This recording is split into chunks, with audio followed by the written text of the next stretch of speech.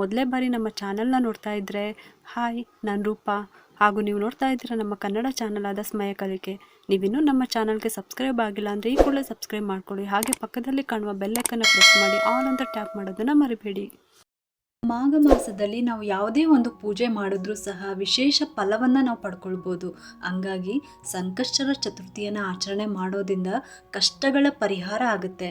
ಮತ್ತು ವಿಶೇಷವಾಗಿ ಮಕ್ಕಳ ವಿದ್ಯಾಭ್ಯಾಸಕ್ಕೆ ತಂದೆ ತಾಯಂದಿರು ಸಂಕಷ್ಟರ ಚತುರ್ಥಿಯನ್ನು ಆಚರಣೆ ಮಾಡೋದ್ರಿಂದ ಮಕ್ಕಳಿಗೆ ವಿದ್ಯೆಯಲ್ಲಿ ತುಂಬ ಉತ್ತಮವಾದಂತಹ ಫಲಿತಾಂಶವನ್ನು ಕಾಣ್ಬೋದು. ಇವತ್ತಿನ ವಿಡಿಯೋದಲ್ಲಿ ಮಾಘ ಮಾಸದ ಕೃಷ್ಣ ಪಕ್ಷದ ಚೌತಿ ಸಂಕಷ್ಟರ ಚತುರ್ಥಿಯನ್ನು ಆಚರಣೆ ಮಾಡಿದ್ದೀವಿ.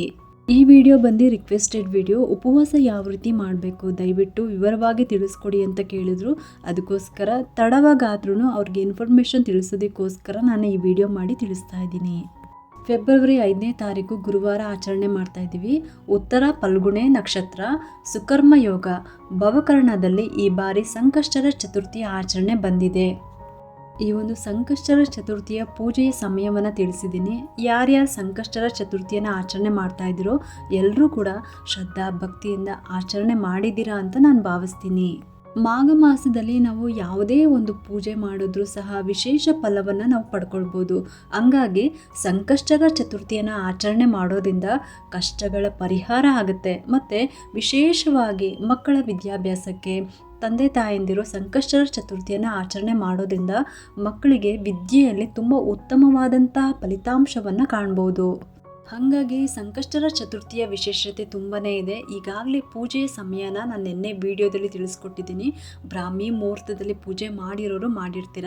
ಇನ್ನು ಸಂಜೆ ಪೂಜೆ ಮಾಡೋರು ಬೆಳಗ್ಗೆಯಿಂದ ಉಪವಾಸ ಇದ್ದು ಸಂಜೆ ಪೂಜೆ ಮಾಡಬೇಕು. ಬೆಳಗ್ಗೆನೇ ಪೂಜೆ ಮಾಡಿರೋರು ಹಾಲು ಹಣ್ಣು ತಗೋಬೋದು. ಶಕ್ತಿ ಇರೋರು ಪೂರ್ತಿ ಉಪವಾಸ ಇರ್ಬೋದು. ಆಗದೇ ಇರೋರು ಫಲಹಾರ ತಗೋಬೋದು. ಈರುಳ್ಳಿ ಬೆಳ್ಳುಳ್ಳಿ ಅನ್ನ ತಿಂದೇನೆ ಉಪವಾಸವನ್ನು ಮಾಡಬೇಕು. ಉಪವಾಸ ಮಾಡೋರು ಏನೆಲ್ಲ ತಿನ್ಬೋದು ಅಂತ ಅಂದರೆ ಆಲೂಗೆಡ್ಡೆ, ಗೆಣಸು ಅಂದರೆ ಸ್ವೀಟ್ ಪೊಟ್ಯಾಟೊ, ಅದರಿಂದ ಯಾವುದಾದ್ರೂ ಪದಾರ್ಥಗಳನ್ನು ಮಾಡಿಕೊಂಡು ತಿನ್ಕೋಬೋದು. ಚಪಾತಿ, ರೊಟ್ಟಿ, ಹಾಗೆ ಹಣ್ಣು, ಹಾಲು, ಕಾಫಿ, ಟೀ ಇದರಲ್ಲಿ ಯಾವುದಾದ್ರೂ ತೊಗೋಬೋದು, ನಿಮ್ಮ ಇಷ್ಟ. ಇದು ಏನೂ ತಿಂದೇನೆ ನಿರಾಹಾರಿಯಾಗಿ ಇರ್ತೀರಾ ಅಂದರೂ ಕೂಡ ಇರ್ಬೋದು. ಕೆಲವರು ಮೆಡಿಸಿನ್ಸ್ ಎಲ್ಲ ತೊಗೊಳ್ಳೋ ಅಂಥವ್ರು ಈ ಥರದ್ದೆಲ್ಲ ತೊಗೊಂಡು ಕೂಡ ಉಪವಾಸವನ್ನು ಮಾಡ್ಬೋದು. ಅತಿ ಮುಖ್ಯವಾಗಿ ಈರುಳ್ಳಿ ಬೆಳ್ಳುಳ್ಳಿ ಅನ್ನ ಮಸಾಲೆ ಹಾಕಿರುವಂಥ ಪದಾರ್ಥಗಳನ್ನು ತಿನ್ನಬೇಡಿ. ಚಪಾತಿ, ರೊಟ್ಟಿ ಅಂದರೆ ಈರುಳ್ಳಿ ಹಾಕದೇ ಇರುವಂಥ ಉಪ್ಪಿಟ್ಟು, ಈ ಸಾಬುದಾನ ಕಿಚಡಿ ಅಂತ ಬರುತ್ತಲ್ಲ ಆ ರೀತಿ ನೀವು ಉಪ್ಪಿಟ್ಟು ಮಾಡಿಕೊಂಡು ತಿನ್ಕೋಬೋದು. ಇನ್ನು ಹಾಲು, ಕಾಫಿ, ಟೀ, ಜ್ಯೂಸು, ಹಣ್ಣುಗಳು ಇದನ್ನು ಕೂಡ ತೊಗೋಬೋದು. ಕೆಲವು ಸಲ ದೇವ್ರನ್ನ ನೆನೆಸ್ಕೊಂಡು ಉಪವಾಸ ಇದ್ದರೆ ಒಂದೇ ಒಂದು ಗಳಿಗೆ ಕೂಡ ಹಸಿವು ಅನ್ನೋದೇ ಆಗೋದಿಲ್ಲ. ಆದರೆ ಇನ್ನು ಕೆಲವು ಸಲ ಏನು ಕಾರಣಕ್ಕೋ ಗೊತ್ತಿರೋದಿಲ್ಲ, ಆ ದೇವರೇ ನಮಗೆ ಪರೀಕ್ಷೆ ಮಾಡ್ತಿರ್ತಾರೇನೋ ಏನೋ ಗೊತ್ತಿಲ್ಲ, ಮೇಲಿಂದ ಮೇಲೆ ಹಸಿವು ಜಾಸ್ತಿ ಆಗ್ತಾನೆ ಇರುತ್ತೆ. ಹಾಗಂತ ಹೇಳಿಬಿಟ್ಟು ಹೋಗ್ತಾ ಬರ್ತಾ ಹಾಲು ಕುಡಿಯೋದು ಅಂದರೆ ಲಿಕ್ವಿಡ್ ಐಟಮ್ಸ್ನ ತೊಗೊಳ್ಳೋದು ಜಾಸ್ತಿ ತೊಗೊಳ್ಳೋದು, ಮತ್ತು ಹಣ್ಣುಗಳೇ ಆಗಿರ್ಬೋದು ಏನಾದರೂ ಸರಿನೇ ಹೋಗ್ತಾ ಬರ್ತಾ ತಿನ್ನೋದಕ್ಕೆ ಹೋಗಬೇಡಿ. ಆ ಊಟದ ಟೈಮು ತಿಂಡಿ ಟೈಮ್ ಏನಿರುತ್ತೆ ಆಗ ಸ್ವಲ್ಪ ಪ್ರಮಾಣದಲ್ಲಿ ತಿಂದು ಉಪವಾಸ ವ್ರತವನ್ನು ಮುಂದುವರಿಸ್ಕೊಂಡು ಹೋಗ್ಬೋದು. ಲಿಕ್ವಿಡ್ ಐಟಮ್ಸ್ನ ಹೆಚ್ಚಾಗಿ ತೊಗೋಬೇಡಿ. ನೀರನ್ನು ಜಾಸ್ತಿ ಕುಡಿಬೇಡಿ. ಯಾಕಂದರೆ ಅವಾಗವಾಗೇ ವಾಶ್ರೂಮ್ಗೆ ಹೋಗ್ತಾ ಇರಬೇಕಾಗುತ್ತೆ. ಆ ಕಾರಣದಿಂದ ಹೇಳ್ತಾ ಇದ್ದೀನಿ ಅಷ್ಟೇ.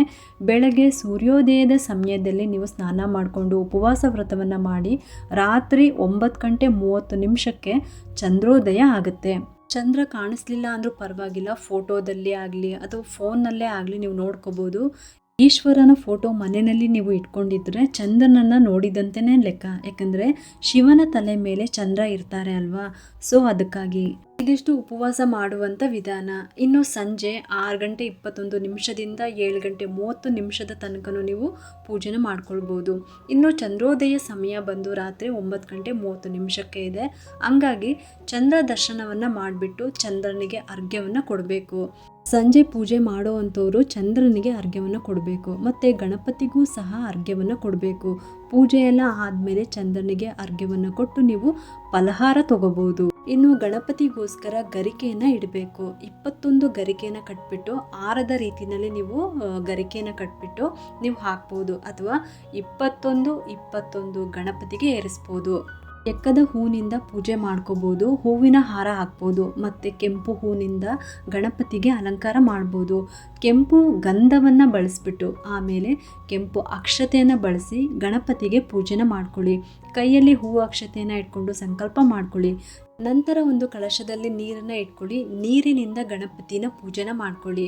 ವಕ್ರತುಂಡ ಮಹಾಕಾಯ ಕೋಟಿ ಸೂರ್ಯ ಸಮಪ್ರಭಾ ನಿರ್ವಿಘ್ನಂ ಕುರ್ಮೇ ದೇವ ಸರ್ವಕಾರೇಶು ಸರ್ವದಾ ಅಂತ ಹೇಳ್ಕೊಂಡು ಮಹಾಗಣಪತಿಯೇ ನಮಃ ಅಂತ ಹೇಳ್ಕೊಂಡು ಗಣಪತಿ ಪ್ರಾರ್ಥನೆಯನ್ನು ಮಾಡಿ ನಂತರ ಪೂಜೆಯನ್ನು ಶುರು ಮಾಡ್ಕೋಬೇಕು. ಗಣಪತಿ ವಿಗ್ರಹವನ್ನು ಒಂದು ತಟ್ಟೆನಲ್ಲಿ ಅಂದರೆ ಅಕ್ಕಿ ಹಾಕ್ಬಿಟ್ಟು ಅದ್ರ ಮೇಲೆ ವಿಗ್ರಹವನ್ನು ಇಟ್ಬಿಟ್ಟು ಒಂದು ಮಣೆ ಮೇಲೆ ಇಟ್ಬಿಟ್ಟು ಪೂಜೆನ ಮಾಡ್ಕೊಳ್ಳಿ. ಅಥವಾ ಗಣಪತಿ ಫೋಟೋ ಇತ್ತು ಅಂದರೆ ಅದಕ್ಕೇ ಸಹ ನೀವು ಪೂಜೆನ ಮಾಡ್ಕೋಬೋದು.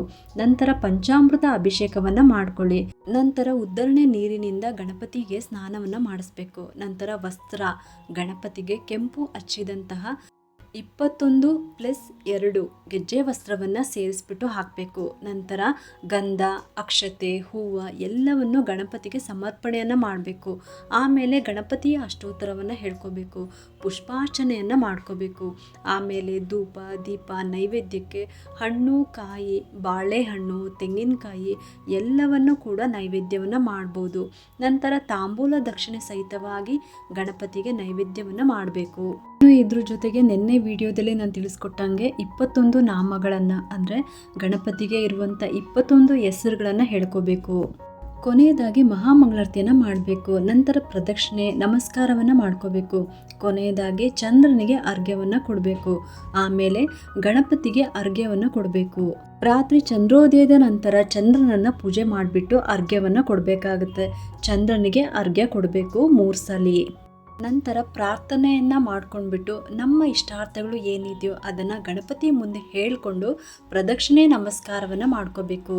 ನಂತರ ನೀವು ಫಲಹಾರವನ್ನು ಸ್ವೀಕಾರ ಮಾಡ್ಕೋಬೋದು. ಇನ್ನು ಶುಕ್ರವಾರ ಪೂಜೆ ಮಾಡಿರ್ತೀರ, ವಿಸರ್ಜನೆಯನ್ನು ಮಾಡ್ಕೋಬೇಕಾಗತ್ತೆ. ಇನ್ನು ಗಣಪತಿ ಪೂಜೆ ಎಲ್ಲ ಆದಮೇಲೆ ಗಂ ಗಣಪತಿಯೇ ನಮಃ ಅಂತ 48 ಸಾಲಿ ಹೇಳಿ ಪ್ರಾರ್ಥನೆ ಮಾಡ್ಕೊಳ್ಳಿ. ಶೀಘ್ರ ಫಲವನ್ನು ನೀವು ಪಡ್ಕೊಳ್ಬೋದು.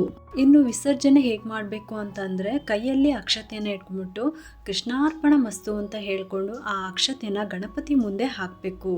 ಇನ್ನು ಸಂಕಷ್ಟರ ಚತುರ್ಥಿಯ ವ್ರತ ಕಥೆಯನ್ನು ನಾನು ಹಿಂದಿನ ವಿಡಿಯೋದಲ್ಲೂ ಕೂಡ ತಿಳಿಸ್ಕೊಟ್ಟಿದ್ದೀನಿ, ಅದನ್ನು ನೀವು ಕೇಳ್ಬೋದು.